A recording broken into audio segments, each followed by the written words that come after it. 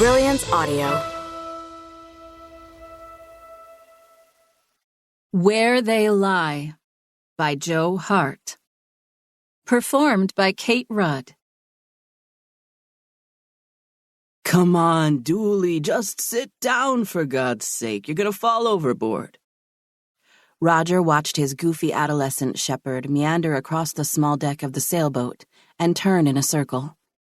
He sniffed a neat coil of rope and chuffed once before pacing back to Roger's side, giving the darkened entry to the cabin a wary look. We're going down there soon, you know, Roger said, double-checking the angle of the jib. That or we'll have to grow gills.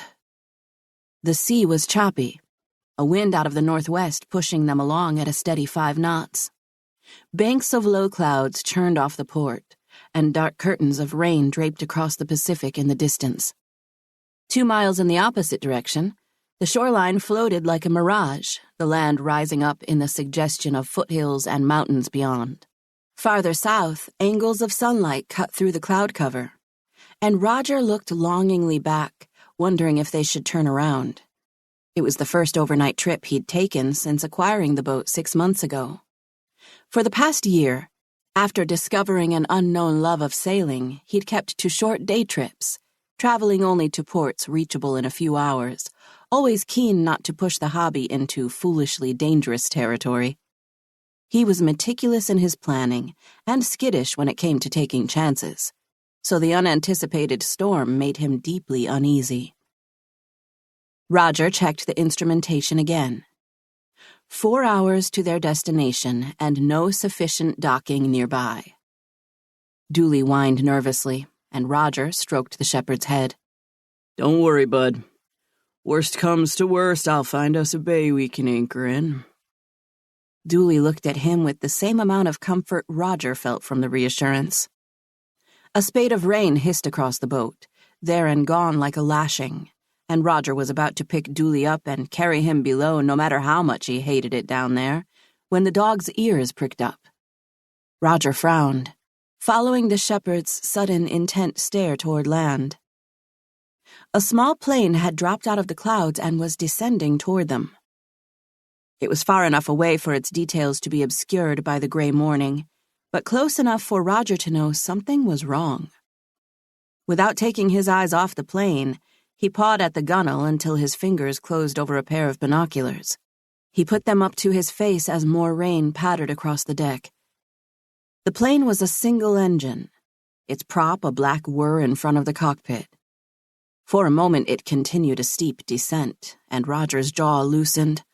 It was going to hit the water. He was going to watch it plummet straight into the waves, but he couldn't get himself to look away.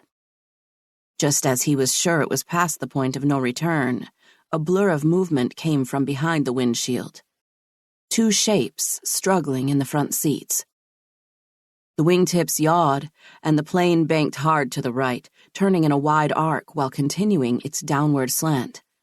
The sound of its engine was clear now, a flat blatting with a whining RPM undertone. The plane's flaps jumped, and gradually it gained a measure of altitude. Roger's chest loosened, a fleeting sense that all would be well. Then the plane tipped sideways again and lurched in their direction. As if in a dream, Roger lowered the binoculars, squinting against the rain. For a second, everything was crystalline.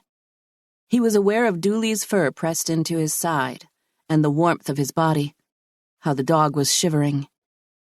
Each white cap pronounced in rolling foam, every raindrop dimpling the water's surface, his breath pluming in the cool air.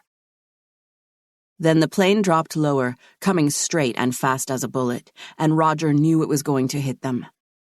All the wide, wide Pacific to crash in, and the damn thing was going to hit their boat. The absurdity of it temporarily froze him in place. He had time to think he was going to die without ever making partner at the firm, or finally getting the nerve up to ask for the number of the pretty barista who had been flirting with him for the last month, before grasping Dooley around his midsection and diving toward the cabin stairs. There was a cacophony of sound as the plane cruised lower, and the 2 of them landed at the bottom of the steps in a heap.